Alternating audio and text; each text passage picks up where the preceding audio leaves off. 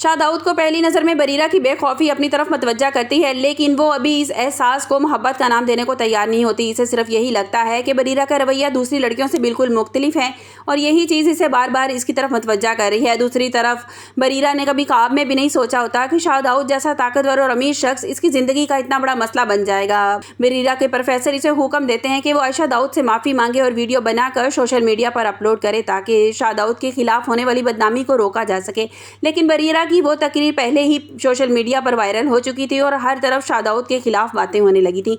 जब तमसील ये सब कुछ देखती है तो फ़ौरन शाह दाऊद के पास पहुंचती है और इससे पूछती है कि आखिर वो कौन है और इसमें इतनी हिम्मत कैसे आ गई कि वो शाह दाऊद के खिलाफ इतनी बड़ी बातें कर सके। शाह दाऊद इसे तसल्ली देते हुए कहते हैं कि तुम फिक्र मत करो, मैं खुद देख लूँगा कि इस लड़की का मसला आखिर हल कैसे करना है। वीडियो में आगे बढ़ने से पहले अगर आप मेरे चैनल पर नए हैं तो लाइक और सब्सक्राइब कर दें।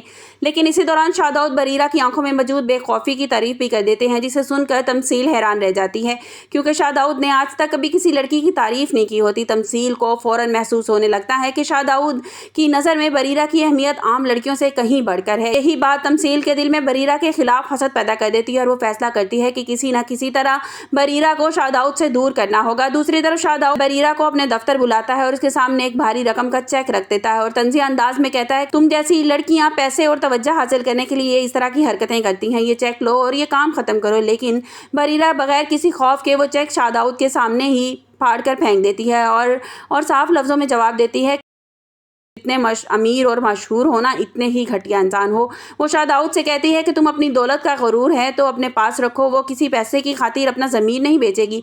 बरीरा इसे याद दिलाती है कि इसने एक गरीब मुलाजिम पर चोरी का झूठा इल्ज़ाम लगाकर मारा पीटा था और इसे सिर्फ नाइंसाफ़ी के खिलाफ आवाज़ उठाई है। वो साफ कहती है कि वो हमेशा जुल्म के खिलाफ आवाज़ उठाएगी, चाहे उसके सामने कितना ही ताकतवर इंसान क्यों ना हो। बरीरा की बातें सुनकर शाह दाऊद बज़ाहिर मज़ीद गुस्से में आ जाता है, लेकिन अंदर ही अंदर उसके दिल में बरीरा के लिए एक नरम गोशा भी पैदा होना हो जाता है।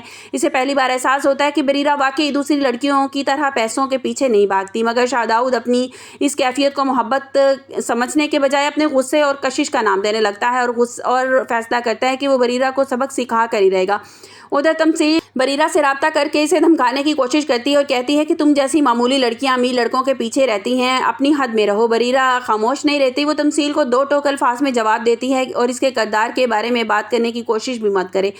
बरीरा कहती है कि वो तमसील जैसी नहीं है जो लड़कों के पीछे अपनी इज्जत और खुददारी भूल जाए, इसलिए आइंदा इसके रास्ते में आने की कोशिश ना करे। अब शाह दाऊद ने बरीरा की इस बेइज्जती को अपनी अना का मसला बना लेता है। वो सोच रहा है कि बहुत जल्द ही बरीरा को अपनी ताकत का एहसास दिलवा कर रहेगा, लेकिन शाह दाऊद को ये मालूम नहीं होता कि बरीरा की यही बेखौफी इसे खुद इस लड़की के मज़ीद करीब ले जाएगी। इस कहानी में सबसे बड़ा मोड़ इस वक्त आता है जब बरीरा फराही इदारे में काम कर रही होती है और वहाँ का मालिक इससे काम से खुश होकर इसे मिलने की ख्वाहिश जाहिर करता है और बरीरा ये सुनकर बहुत ज़्यादा खुश हो जाती है और सोचती है कि शायद इदारे के मालिक मज़ीद डोनेशन देगा और गरीब लोगों के लिए मज़ीद काम किया जा सकेगा। लेकिन बरीरा को ज़रा भी अंदाज़ा नहीं होता है कि इस इदारे का मालिक और कोई नहीं बल्कि शाह दाऊद खुद है।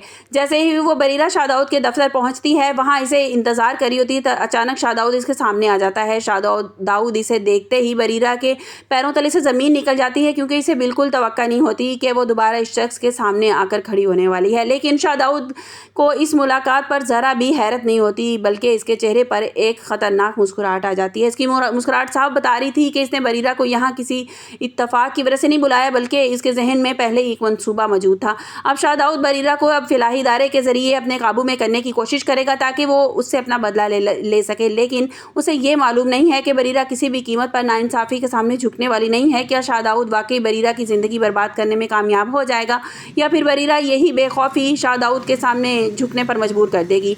ये सबसे बड़ा सवाल ये है कि क्या शाह दाऊद को जल्द ही एहसास होगा कि जिस लड़की से वो बदला लेने जा रहा है वो लड़की इसके दिल में मोहब्बत जगह बना चुकी है। आपको ये ड्रामा कैसा लग रहा है? पहले ही 2-3 एपिसोड इतने धमाकेदार गए हैं, इतने इंटरेस्टिंग थे कि मिलियन में व्यूज़ आना शुरू हो गए। और जिस तरह से स्टोरी दिखाई जा रही है कि दुश्मन दिखाया जा रहा है, मतलब शाह दाऊद उससे इतनी नफ़रत करेगा और वो नफ़रत कब मोहब्बत में बदल जाएगी उसको कभी इस बात का एहसास ही नहीं होगा। और उसे इस चीज़ का एहसास ज़रूर है कि लड़की सच्चाई पर कितना कायम रहती है और पैसों का इसको बिल्कुल लालच नहीं है। आपको मेरी वीडियो कैसी लगी कमेंट्स बॉक्स में अपनी कीमती राय का इज़हार ज़रूर कीजिएगा। मिलते हैं एक नई वीडियो के साथ। लाइक और सब्सक्राइब करना मत भूलिएगा। नहीं मिलते हैं एक नई वीडियो के साथ। अपना बहुत सा ख्याल रखिएगा। अल्लाह हाफिज़।